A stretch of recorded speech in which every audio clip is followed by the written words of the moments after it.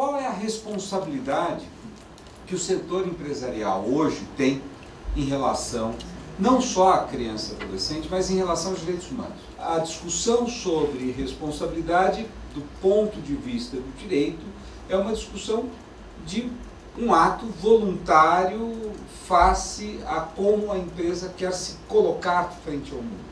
Tá? Quando nós migramos para discussões mais específicas na área de direito ambiental, direito consumidor, direitos humanos, nós, advogados, estamos trabalhando, bom, aqui não é nada voluntário, nós estamos falando de obrigações que se impõem a alguém que queira atuar no marco de uma certa jurisdição. Tá? E se nos últimos anos, muito em função do movimento ambientalista, do movimento consumerista, isso ficou mais claro para as empresas, no campo dos direitos humanos me parece que a relação ainda guarda uma certa ambiguidade, uma certa obscuridade. Afinal, isso não é responsabilidade do Estado, nós não estamos falando de outra coisa. Né? Quando a gente fala de direitos humanos, não estamos falando de tortura, não estamos falando de prisões arbitrárias, nós estamos falando de discriminação racial. Isso é um problema do Estado, não é um problema da empresa. Né? Então é sobre esse nó, se vocês me permitem, que eu acho que eu posso dizer algumas coisinhas. A primeira discussão, quer dizer, é a questão, afinal, do que nós estamos falando? O que são, né, esses direitos humanos? Tá? Muito rapidamente, todos nós sabemos que os direitos humanos, eles surgem com essa linguagem, gente, tem uma história desde Platão que não vou discutir, né, mas ele surge com essa métrica, vamos dizer assim, a partir de 1948. A Declaração Universal de 1948 é que traz essa linguagem de maneira muito mais clara, e essa linguagem ela é, sem dúvida nenhuma, uma reação. Reação a quê? Ela é uma reação ao modo como os Estados agiram durante o período que vai de 1933 a 1945, tá? De violar os direitos não só daqueles que estavam no conflito, porque guerra sempre teve e há um direito à guerra, mas os Estados que violavam os direitos dos seus próprios cidadãos. É importante saber isso, de que nós temos na Segunda Guerra cerca de 45 milhões de mortos. Isso não é uma guerra banal, ela foi uma guerra com uma dimensão muito grande. Agora, a maior parte das pessoas que morreram durante a Segunda Guerra não morreram no campo de batalha e não foram mortas pelo exército inimigo. Calcula-se que cerca de 26 a 28 milhões de pessoas foram mortas pelos seus próprios estados. Foram russos mortos pelo Stalin, foram alemães mortos pelo Hitler, foram poloneses mortos na Polônia, foram japoneses mortos no Japão, onde houve, né, uma prévia desconstrução da noção desses sujeitos como sujeitos de direitos. Né? Quando você fala, olha, para ser beneficiário da Constituição de Weimar, que era uma Constituição maravilhosa, liberal, etc., etc., você tem que ser ariano. Se você não é, se você é cigano, se você é judeu, né, você não pertence a essa categoria, você é desconstituído enquanto sujeito de direito. Então, se vocês pegarem essa lógica, né, a lógica era de atribuir a algumas pessoas um status e, em função desse status, ele merece respeito, consideração e um determinado tratamento.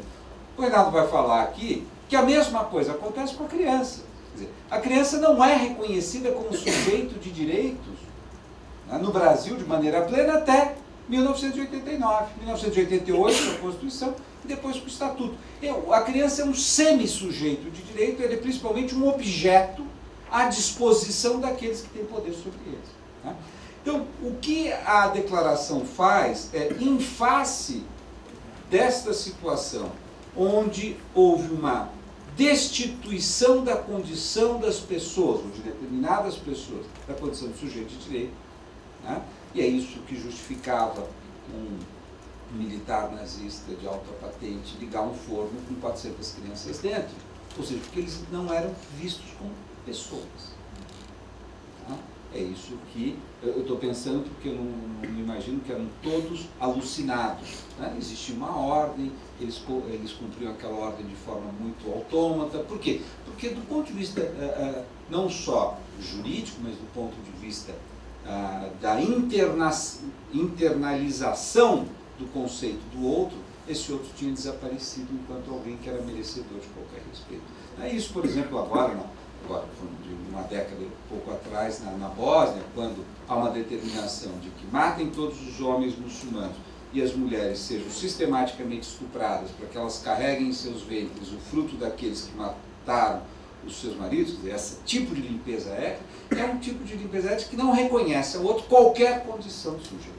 Tá? Bom, então é reação a esse tipo de barbárie do Estado que surge, né, um movimento dizendo, não, nós temos que estabelecer não só uma condição universal de sujeito de direitos a todos, mas também quais são as obrigações em relação a essa condição. E aí o Tratado da Criança e do Adolescente é o primeiro que me vem à lista. Quer dizer, ele é um tratado que, por exemplo, na linguagem com que ele é reconhecido pela Constituição de 1988, o nosso artigo preferido da declaração é o artigo 227, que vai falar, né, se vocês lerem o artigo 227 da Constituição, os direitos da criança, aqueles que têm obrigações correlatas a esses direitos, é a família, é a comunidade e é o Estado.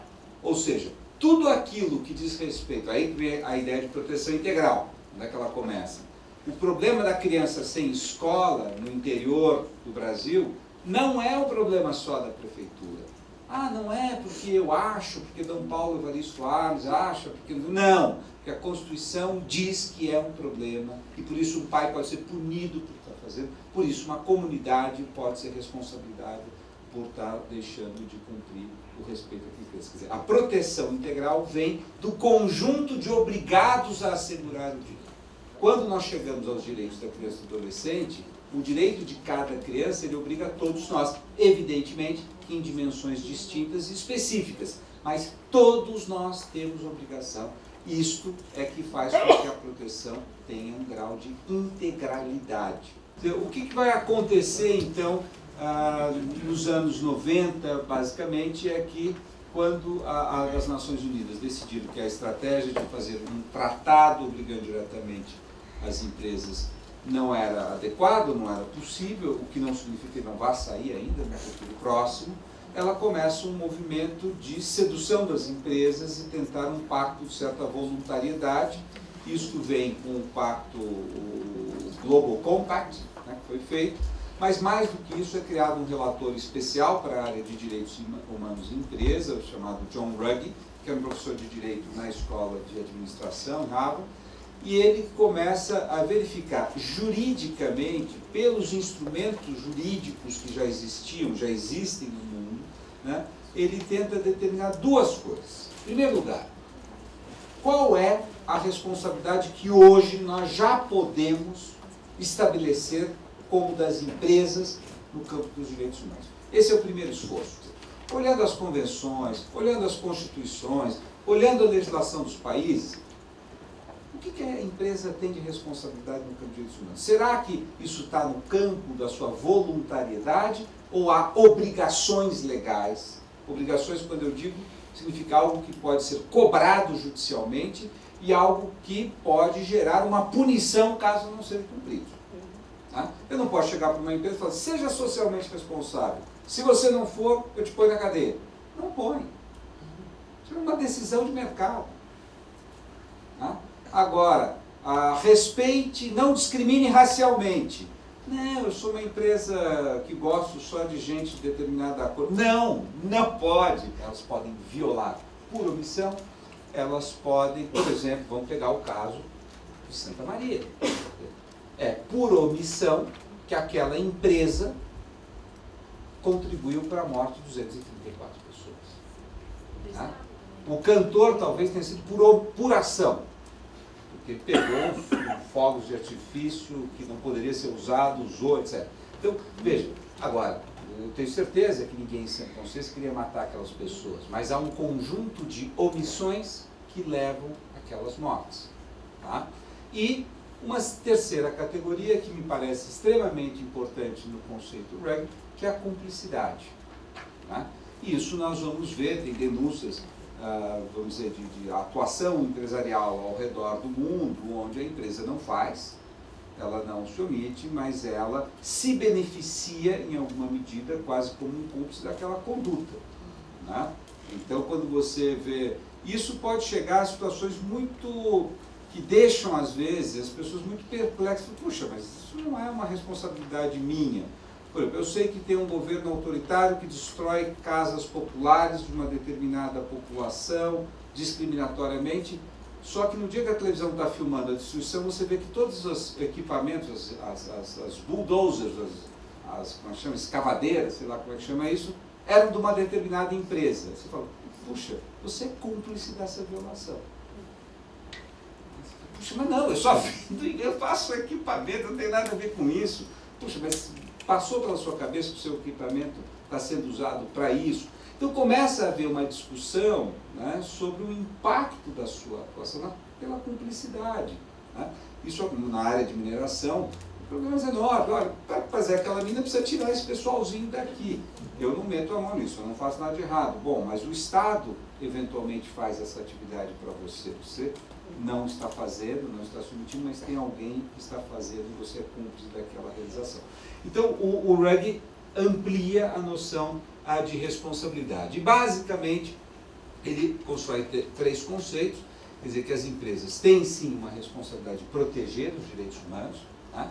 Elas têm, sim, uma responsabilidade de respeitar, né? E elas têm, sim, uma responsabilidade de remediar. Ou seja, caso a sua atividade tenha impacto, ela tem uma consequência que ela vai ter que remediar. Então, o que o Ruggie começa a descrever é que as responsabilidades são mais amplas do que simplesmente aquilo do seu universo.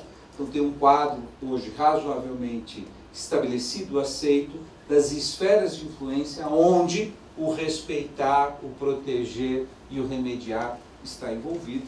E todos vocês conhecem casos, né, onde aparentemente a empresa sequer sabia daquilo, né? Se eu compro e vendo milhares de camisetas no mundo, mas onde estão sendo feitas essas camisetas? É uma empresa que eu terceirizo, que terceiriza e tem trabalho escravo. Então, tudo isso passa para o passivo jurídico da empresa. Eu não quero, isso vocês sabem melhor do que eu, o passivo aí do ponto de vista empresarial.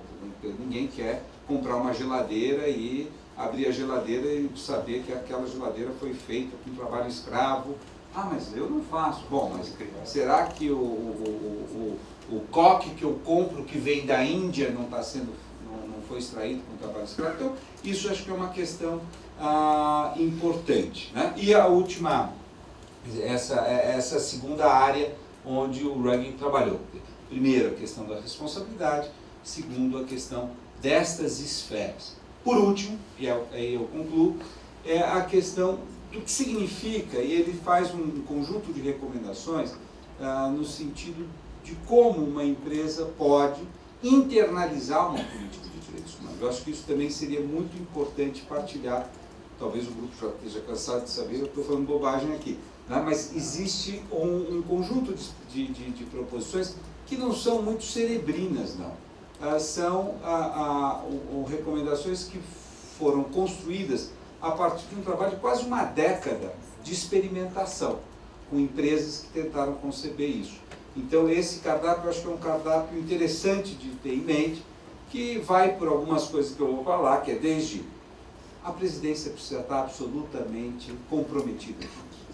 É muito comum, eu tenho visto muita empresa onde você vê o pessoal de recursos humanos, principalmente o pessoal de marketing, vamos fazer, mas a presidência fala, deixa esses caras fazerem, porque daí, se tiver qualquer problema, a gente diz que tem, mas não há um comprometimento hierárquico da empresa, onde quem está no topo fala, isso é fundamental. Eu, os meus acionistas, queremos que isso seja feito, né? Então, isso é um ponto fundamental. Segundo, uma vez tomada essa decisão, a sensibilização do grupo. Terceiro, o mapeamento das vulnerabilidades, que eu acho que está dentro exatamente desse projeto. Onde é que uma empresa que atua em determinada área, atua na internet, onde é que estão as minhas vulnerabilidades? Minha vulnerabilidade é exploração sexual infantil, minha vulnerabilidade é quebra da privacidade, né? Se eu atuo no ramo de mineração, são outras as vulnerabilidades, né? Então, fazer um levantamento muito minucioso, não é um levantamento genérico, é muito minucioso. Onde é que eu atuo? Quais são? Criar mecanismos para que as denúncias cheguem à empresa, né? Então, essa due diligence que tem que se fazer a respeito de onde é que estão as vulnerabilidades, e aí passar por um processo já de implementação, que é de treinamento, de criação de um guia de conduta para os funcionários, né? Treiná-los, sensibilizá-los, treiná-los naquilo, e cada grupo vai ter que treinar de uma forma, né?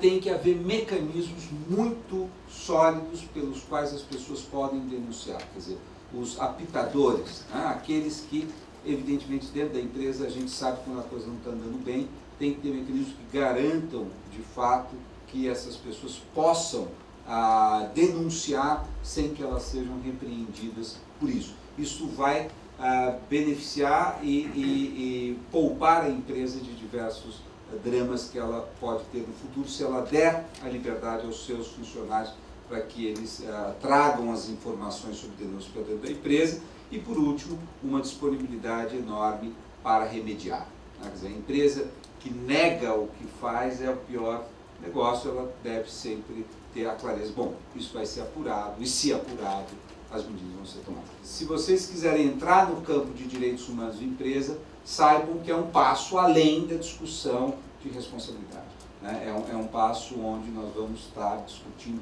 coisas um pouco mais complexas, até porque tem atores que não são do mundo empresarial. O Ministério Público, o Poder Judiciário, as ONGs, que não vão estar discutindo qual é a sustentabilidade da empresa, vão estar discutindo se você violou ou não. Então, é uma outra gramática que eu acho que vocês têm que aduzir ao repertório já bastante complexo de coisas que vocês têm que administrar quando administram um empreendimento grande como os que vocês estão administrando. Obrigado.